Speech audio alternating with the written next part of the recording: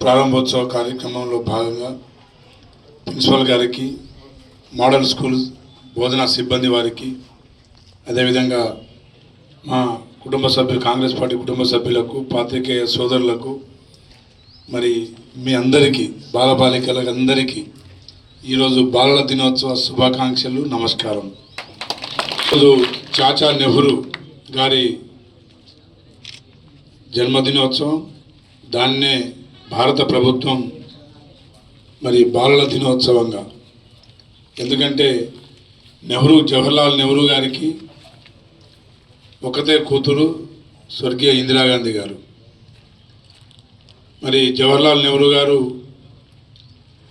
తను 11 సంవత్సరాలు జైల్లో స్వాతంత్ర పోరాటంలో భాగంగా మరి జైల్లో ఉండి కూడా అనేక పుస్తకాలు, అదేవిధంగా తన కూతురు ఇందిరాగాంధీ గారికి, ఇందిరాగాంధీ పేరు ప్రియదర్శిని, ఇందిరా ప్రియదర్శిని గారికి మీ వయసులో ఉన్నప్పుడు జైలు నుండి లెటర్స్ రాసేవారు. ఇందిరాగాంధీ గారిని ప్రేరేపించినవి జవహర్లాల్ నెహ్రూ గారి మాటలు కాదు, లెటర్లు. ఆ లెటర్లలో వారికి రాజకీయం, స్వాతంత్ర ఉద్యమం, అదేవిధంగా సామాజిక బాధ్యత, అదేవిధంగా విద్య, అన్ని రంగాల్లో ఇందిరాగాంధీ రాణించాలనే వారి కోరిక.